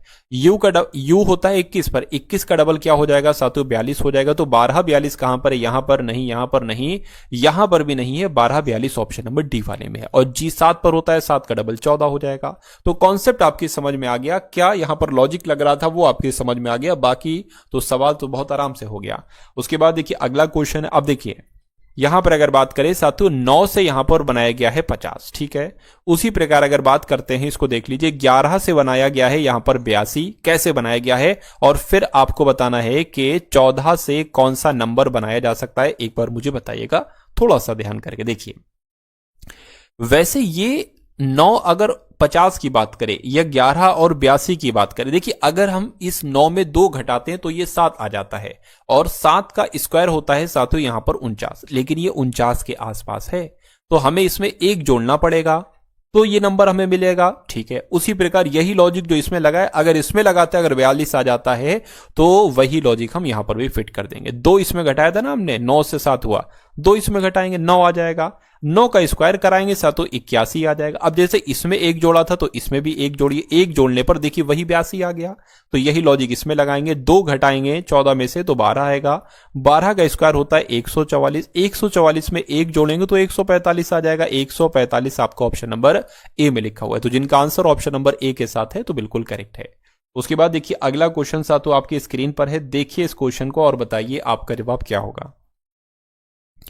अंग्रेजी शब्दकोश के वर्ण अनुक्रम को आपको दर्शाना है, आपको ये बताना है कि सबसे पहले कौन सा साथियों आएगा, ये आप लोग एक बार बता दीजिएगा। देखिए अगर हम बात करते हैं साथियों, देखिए एच आई यहां पर है, एच ओ तो बाद में आता है, एच आई पहले आता है, तो टी पहले आता है या आर पहले आता है, मैं कहूंगा आर पहले आता है, आर से पहले पी आता है, तो 4 पहले आ जाएगा, 3 उसके बाद में आ जाएगा, फिर 1 आ जाएगा, फिर बचा 2 आ जाएगा, तो 4 3 1 2 कहां पर लिखा हुआ है, 4 3 1 2 आपका ऑप्शन नंबर बी में लिखा हुआ है, तो आपका आंसर जो जाएगा वो ऑप्शन नंबर बी के साथ जाएगा।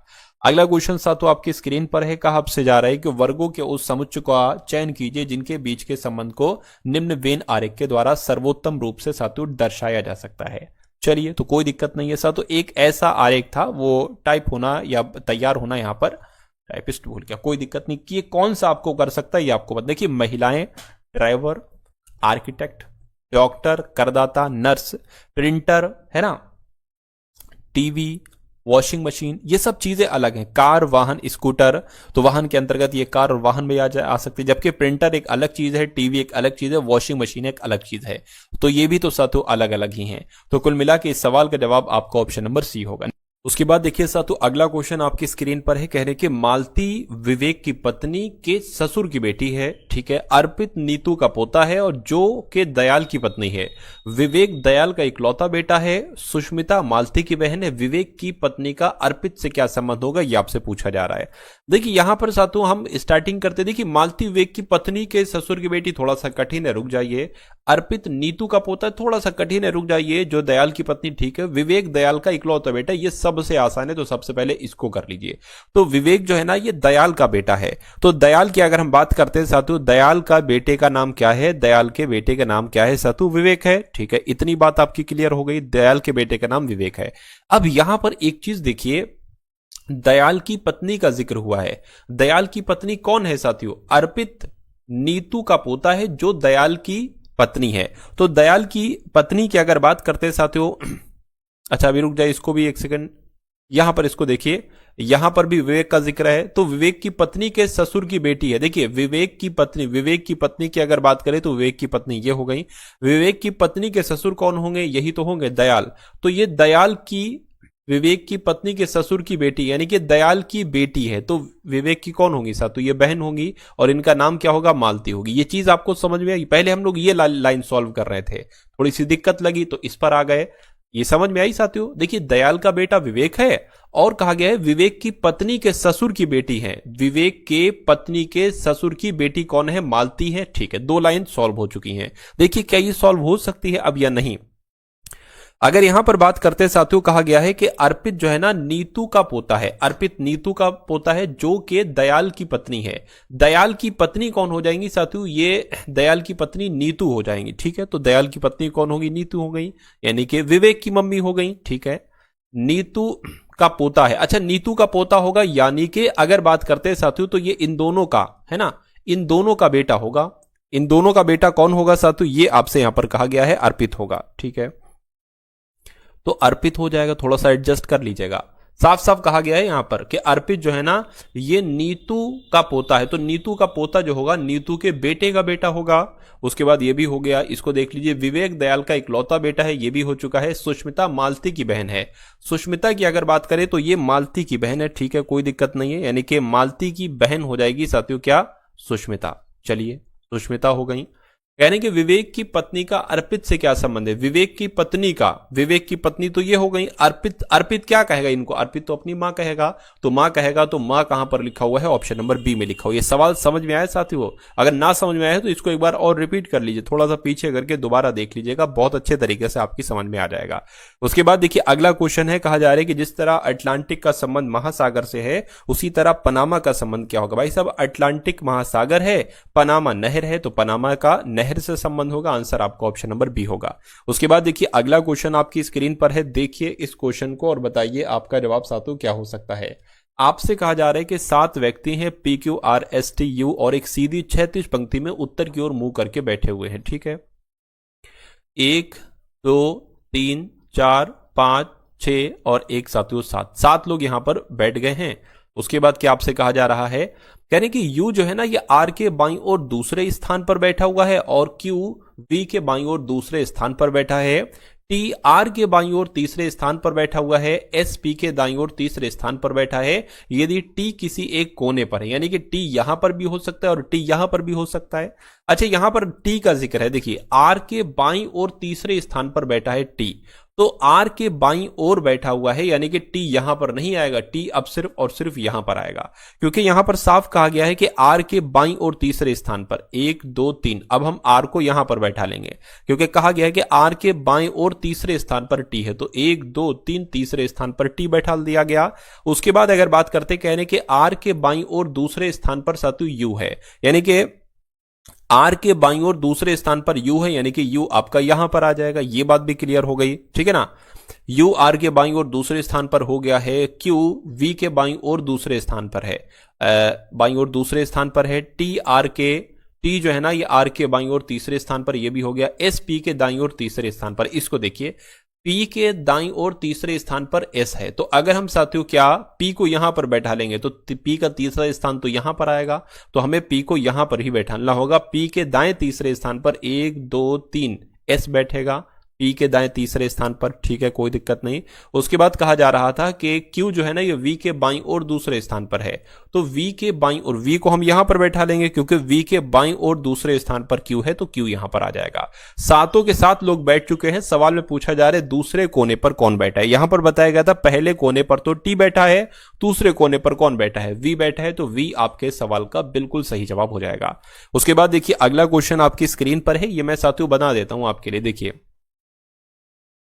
यहां पर अगर बात करें साथियों, एक लाइन यहां पर, एक लाइन यहां पर है ना, और एक लाइन आपकी यहां पर बन जाएगी, यहां पर आ जाएगा 6, यहां पर 2 आ जाएगा, यहां पर आपका 5 आ जाएगा, यहां पर आपका 3 आ जाएगा और एक यहां पर बन जाएगा बॉक्स जो कि 1 का होगा और एक यहां पर बॉक्स बन जाएगा जो कि 4 का होगा। सवाल आपसे पूछा जा रहा है कि 3 वाले फलक के विपरीत पर क्या है, तो 3 कहां पर, यहां पर। एक नंबर को छोड़कर विपरीत होता है, तो 3 का विपरीत क्या हो जाएगा, 2 हो जाएगा। अगर आपसे पूछा जाता है 4 का विपरीत क्या होगा, तो 4 का विपरीत 5 होगा। अच्छा मैं आपसे पूछ रहा हूं 1 का विपरीत क्या होगा, तो जरा कमेंट सेक्शन में आप लोग मुझे बताइए 1 का विपरीत क्या होगा, है ना। उसके बाद देखिए अगले क्वेश्चन की अगर बात करें, कहा जा रहा है कि 25 गुणा 3 प्लस 14 माइनस 45 भाग 9 बराबर 65 है।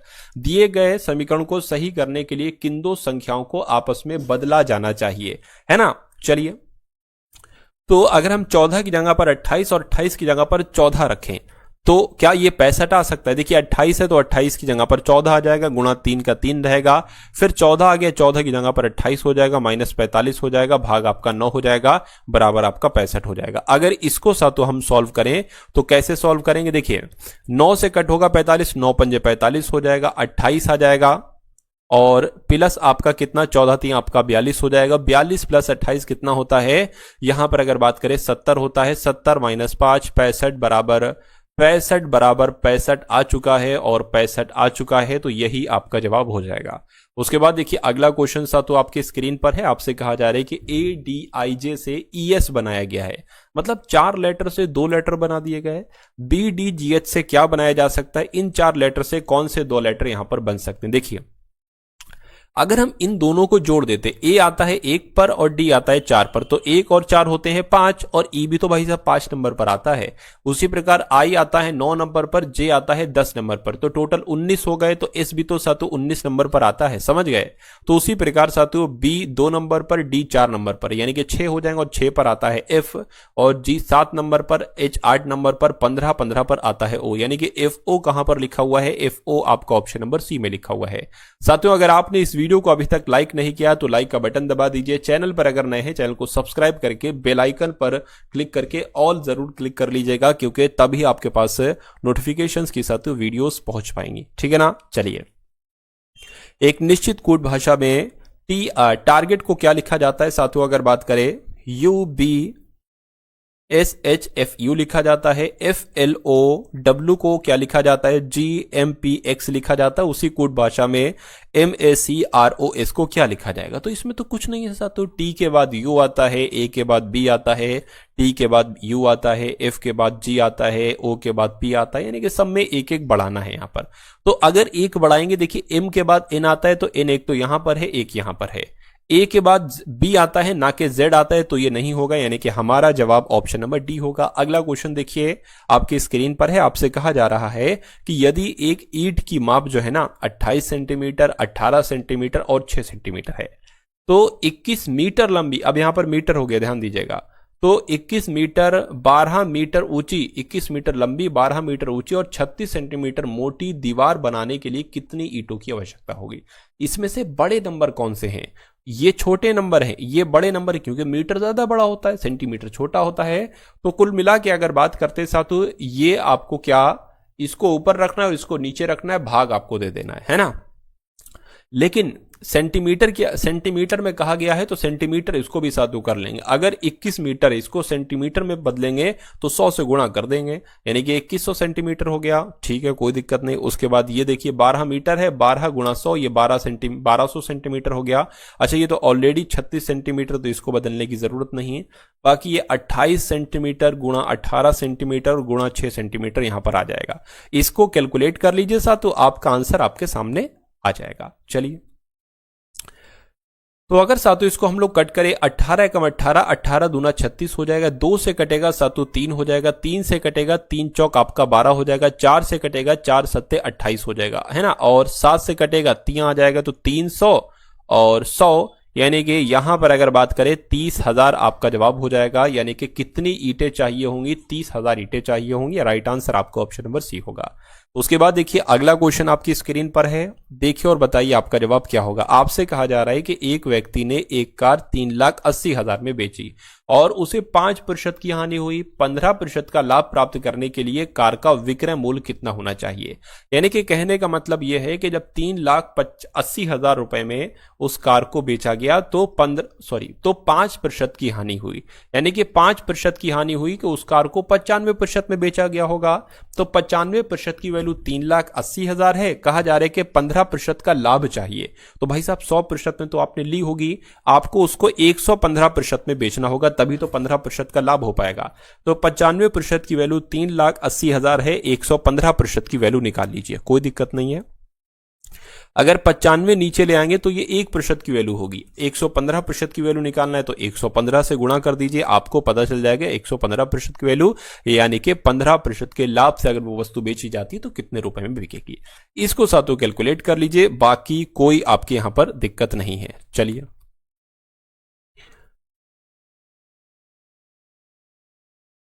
19 से अगर कट करते हैं साथों, 19 पंजे 95 और 19 दूना 38 हो जाएगा। 5 से अगर कट करें तो 5 दूना 10, 5 तिया 15 हो जाएगा, ठीक है ना।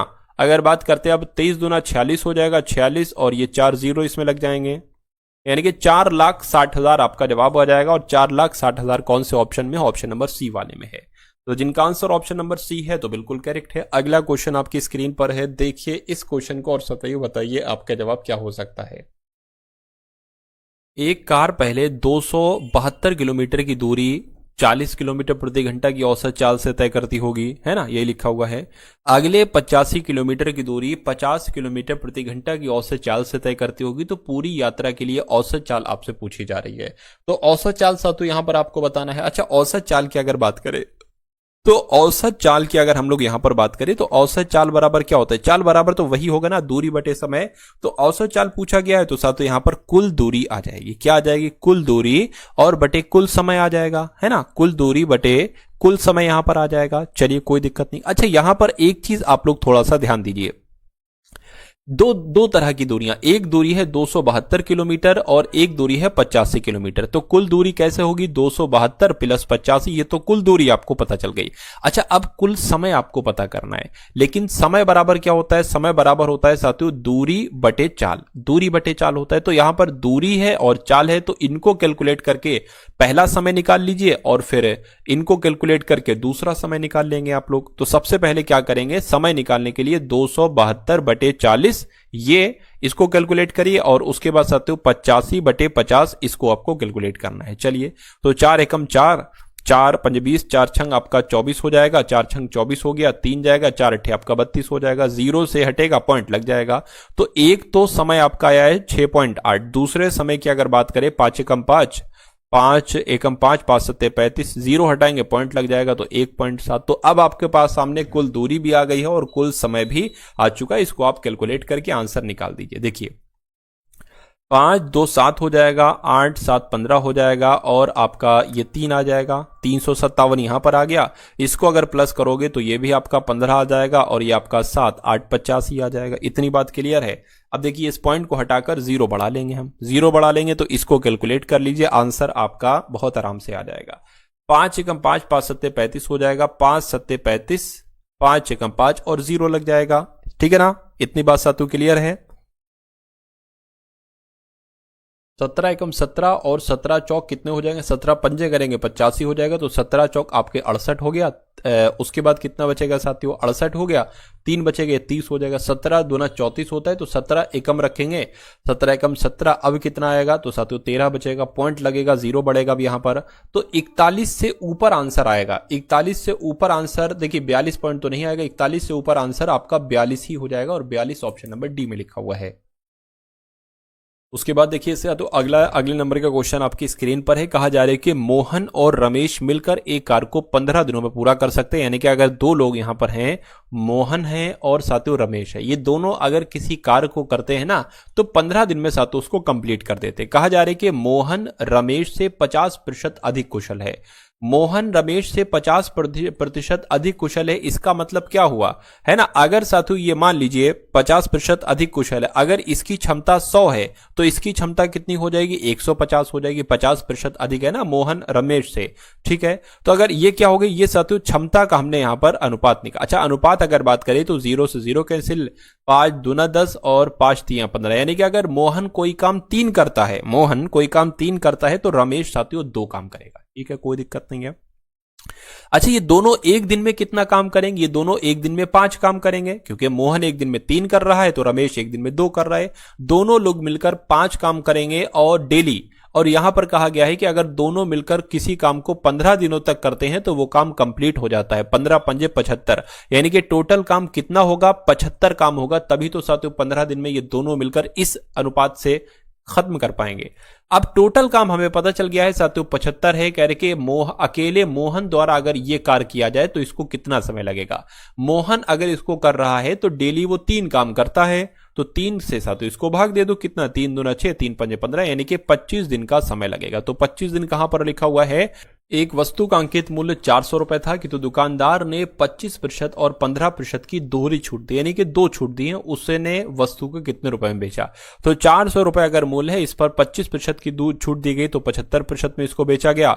उसके बाद 15% की और छूट दी गई तो 85% में इसको बेचा गया। आपको कैलकुलेट करोगे तो आपको पता चल जाएगा वस्तु को कितने रुपए में बेचा गया है। देखिए 2 जीरो से आपके 2 जीरो, 25 तियां और 25 चौक, इस 4 से ये 4 कैंसिल हो जाएगा। 85 तियां कितना होता है, तो 5 तियां आपका 15 हो जाएगा, 3 अट्ठे 24 और एक आपका 25, यानी कि 255 आ जाएगा। 255 रुपए में उस वस्तु को बेचा जाएगा।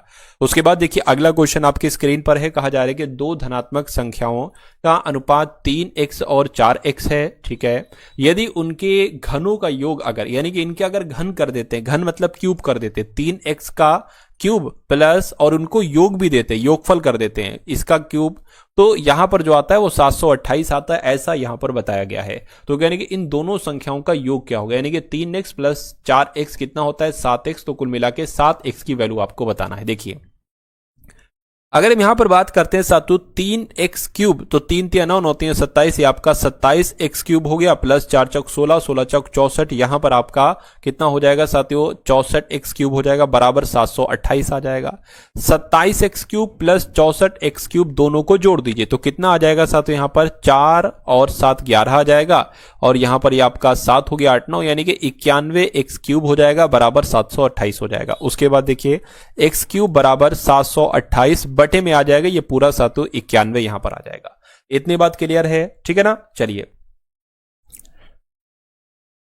13 सत्ते 91 हो जाएगा, 13 पंजे 65, 13 छंग ज्यादा हो जाएगा, 13 पंजे 65 रख लीजिए, कितना बचेगा 7 बचेगा, 13 छंग 78 हो जाएगा, 7 अट्ठे आपका 56 हो जाएगा, यानी कि x क्यूब बराबर अगर 8 आ रहा है तो x बराबर साथियों 2 आएगा। क्यों आएगा, क्योंकि देखिए मैं आपको बता देता हूं x क्यूब और इस 8 को हम लिख सकते हैं 2 का क्यूब लिख सकते हैं ना, क्योंकि 2 का क्यूब 8 होता है, तो क्यूब से क्यूब कैंसिल, देखिए x बराबर 2 आ गया है। तो मैंने आपको बताया था कि इन दोनों संख्याओं का योग पूछा जा रहा है, 3x प्लस 4x 7x होता है, x बराबर 2 आ चुका, यानी कि 7 गुणा 2 कितना हो जाएगा 14 हो जाएगा, और 14 कौन से ऑप्शन में है, 14 सातु आपका ऑप्शन नंबर सी वाले में है।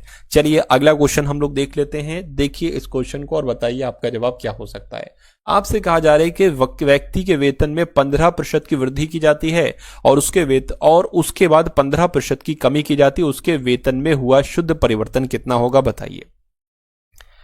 चलिए देखिए अगर कभी भी किसी व्यक्ति के वेतन में या किसी भी चीज में इतने प्रतिशत की वृद्धि की जाती है और फिर उतने ही प्रतिशत की कमी की जाती है, तो हमेशा साथियों जो उसके वेतन में जो होगी वो कमी होगी। पहली बात तो आपको यह ध्यान रखना है। अच्छा इसका एक सूत्र होता है साथियों कमी निकालने का, x स्क्वायर बटे 100, x स्क्वायर बटे 100 इसका एक सूत्र होता है। x हम क्या मानते हैं, ये जो सेम नंबर आया है यहां पर ये साथियों x स्क्वायर हो जाएगा, यानी सॉरी इसको हम x मान लेंगे, यानी कि 15 गुणा 15 आ जाएगा। इतनी बात साथियों क्लियर है, और नीचे साथियों आपका 100 आ जाएगा, ठीक है। अब देखिए ये क्या आ जाएगा 225 बटे 100 आ जाएगा, 2 जीरो है तो 2 नंबर के बाद पॉइंट लगेगा, यानी कि 2.25% की हानि होगी। और ऐसा कहां पर लिखा हुआ है, ऐसा आपका ऑप्शन नंबर ए में लिखा हुआ है, और जिनका भी आंसर ऑप्शन नंबर ए है तो बिल्कुल करेक्ट है। अगला क्वेश्चन आपकी स्क्रीन पर है। कहा जा रहा है कि दो शंकुओं की ऊंचाई 2:1 है और उनकी त्रिज्याओं का अनुपात 1:2 है, तो आयतन का अनुपात आपसे यहां पर पूछा जा रहा है, उनके आयतन का अनुपात। यानी कि अगर बात करें शंकु के आयतन की बात चल रही है, क्या चल रही है, शंकु के आयतन की यहां पर साथियों बात चल रही है। तो शंकु के आयतन की अगर बात करें, आपको मालूम होना चाहिए 1/3 पाई आर स्क्वायर एच, ये शंकु का आयतन होता है ना। चलिए कोई दिक्कत नहीं। अच्छा इनका आपको क्या निकालना है, इनका आपको अनुपात निकालना है। तो एक तो इस वाले पहले शंकु का अनुपात निकालेंगे और दूसरे शंकु का अनुपात निकालेंगे, तभी इनका अनुपात निकल पाएगा। तो हमें दो चीजें चाहिए होंगी, है ना, 1/3 पाई आर स्क्वायर एच ये पहले वाला, और 1/3 पाई आर स्क्वायर एच ये दूसरा वाला।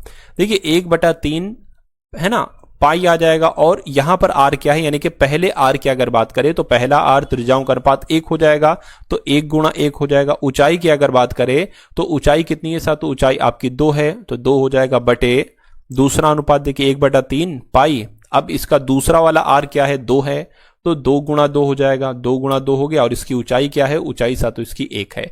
अब 1/3 से 1/3 कैंसिल, पाई से पाई कैंसिल, ठीक है। यहां पर आपका अब क्या आ गया है 2/4 आ गया है, तो 1:2 ही तो आपका जवाब हो जाएगा। भाई 2 एकम 2, 2 दूना 4, तो 1:2 आपके सवाल का बिल्कुल सही जवाब है। और ऐसा कहां पर लिखा हुआ है, ऐसा आपका ऑप्शन नंबर सी में लिखा हुआ है। तो जिनका भी आंसर ऑप्शन नंबर सी के साथ है तो बिल्कुल करेक्ट है। उसके बाद देखिए साथियों ये वीडियो का अंतिम क्वेश्चन आपकी स्क्रीन पर है, इस क्वेश्चन को देख लीजिए और बताइए क्या इसका सोल्यूशन कैसे क्या हो सकता है। और ये कॉन्सेप्ट साथियों बहुत इंपॉर्टेंट है आपके लिए। कहा जा रहा है कि एक मिश्र धातु ए है और एक मिश्र धातु बी है, ठीक है कोई दिक्कत नहीं है। तो एक मिश्र धातु ए है और एक मिश्र धातु बी है, यानी कि ए का जो वजन है साथियों वो कितना है, मैं लिख देता हूं यहां पर 40 किलोग्राम है, ठीक है भैया।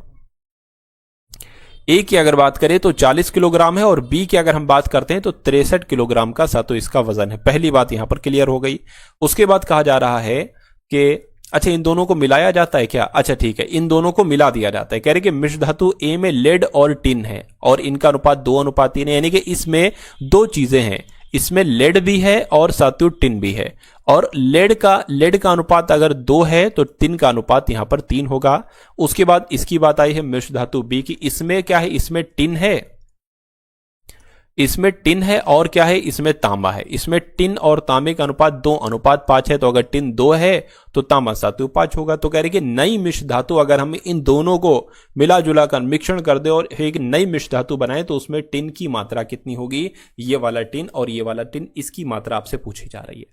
कोई दिक्कत नहीं साथियों, देखिए अगर मैं आपसे पूछूं मिश्र धातु ए में टिन की मात्रा कितनी होगी, तो टोटल साथियों 40 है, टिन की मात्रा यहां पर 3 है, बटे इन दोनों का योग आ जाता है 5 आ जाएगा, 5 8 आपका 40 हो गया, 8 3 24 हो गया, यानी कि 24 की अगर बात करें 24 किलोग्राम ये टिन की मात्रा हो जाएगी मिश्र धातु ए में। अब ऐसे ही बी में निकाल लेते हैं, टोटल 63 है, टिन कितना है 2 है, टोटल करेंगे तो 7 आ जाएगा, 7 नीम आपका 63, 9 दूना 18, यानी कि 18 किलोग्राम साथियों मिश्र धातु बी में टिन की मात्रा है। तो साथियों जोड़ दीजिए, 24 + 18 कितना हो जाएगा, ये आपका अगर बात करें साथियों 44 किलोग्राम हो जाएगा। तो 42 किलोग्राम ये आपकी नई मिश्र धातु में टिन की मात्रा आ जाएगी। और ऐसा कहां पर लिखा हुआ है, ऐसा आपका ऑप्शन नंबर बी में लिखा हुआ। भाई बहुत बढ़िया, वेरी गुड क्लास।